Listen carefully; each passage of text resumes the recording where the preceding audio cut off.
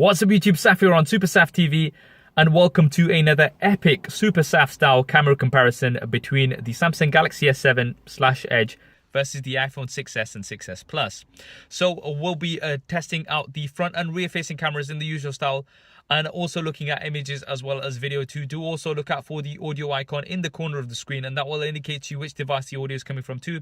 And we'll be switching between these two to give you guys a better idea of the differences in audio as well. So we're currently in my car, so sort of outdoors, and we're using the front-facing cameras on both devices. Now, one thing to bear in mind straight away is that the iPhone 6s can only film at 720p from the front-facing camera, whereas the S7, like the S6, can film at up to 1440p Quad HD. So that does mean that if you go 100%, you're going to be getting a lot more detail and resolution on the S7 compared to the iPhone 6s. Now, we're going to be heading outdoors and doing some rear-facing camera tests, and then we'll do some indoor low-light tests and things. And we'll also be switching between the 6s and the 6s Plus, because the 6s Plus does have optical image stabilization. So we'll see if that makes much of a difference. And the S7 and S7 Edge have the exactly same cameras, so that's another thing to bear in mind. So we will be using the S7 Edge for this particular video.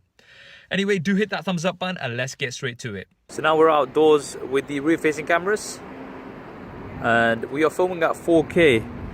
And although this video is exported out at 1080p, it does mean we can crop in and get lots more detail. Okay, so now we're going to be testing out the image stabilization on both. So just going to be taking a bit of a walk and seeing how these do. Now, both of these are mounted to the same device, so it's as fair as you can get. So this is just a quick test. Now we've switched to the iPhone 6s Plus just to see if that makes any difference, because that does have optical image stabilization. So yeah. Now just testing out the autofocus in relatively low light on the S7, and that is just crazy fast. You've got dual pixel autofocus, and I mean, it's pretty much seamless. Look at that. Now just on the iPhone 6s, and I mean, I can just straight away see that, yep, it's taking a lot longer to focus in compared to the S7.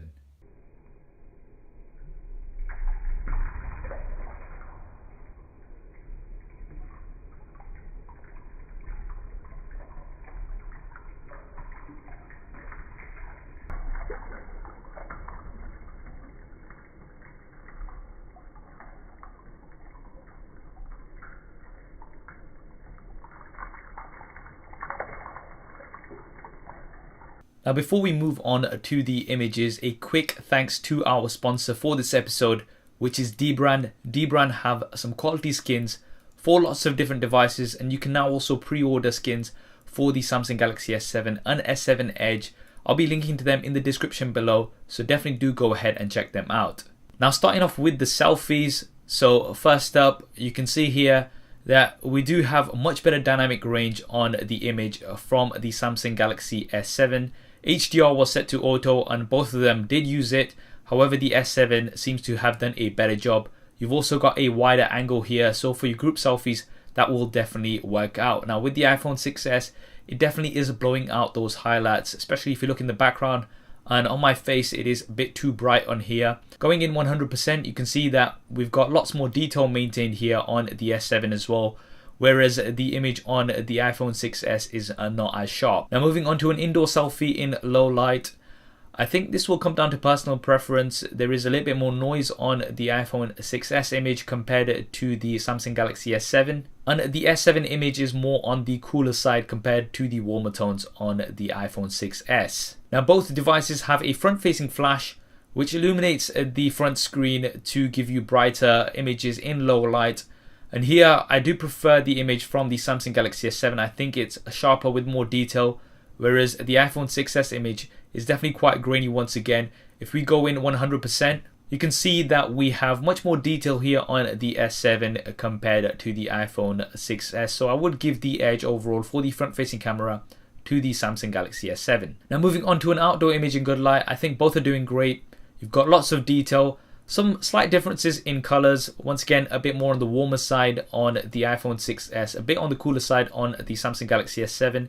Let's go in 100%. You can see that we've got lots of detail on here. I think maybe just a tad sharper on the Samsung Galaxy S7, but both doing a great job overall. Now, an outdoor wide image, here you can see that the S7 does have a slightly wider angle lens. In terms of the images, I think both are doing a good job. Looks like the Samsung Galaxy S7 has favored the foreground, whereas the iPhone 6s has favored the background a little bit. So if you look towards the greens and the grass, they are a little bit brighter on the Samsung Galaxy S7. Whereas if you look at the clouds on the iPhone 6s image, they are a little bit more detailed. So again, I think this is going to come down to personal preference. I think both are doing a good job overall. Now let's move on to low light situations. So this is under room lighting. I think both are doing pretty decent. The S7 is slightly brighter. Now let's dip the light down even further to see how much of a difference it makes. And here you can see that the f1.7 aperture as well as the optical image stabilization is really helping the Samsung Galaxy S7, whereas the iPhone 6s is really struggling with lots and lots of noise. So the edge definitely has to go here to the Samsung Galaxy S7. Now let's try the iPhone 6s Plus, because that does have optical image stabilization. And although the image is a little bit better with more details compared to the iPhone 6s, the win definitely has to go to the Samsung Galaxy S7 here. Now I thought I'd take this test even further, so went outdoors at night.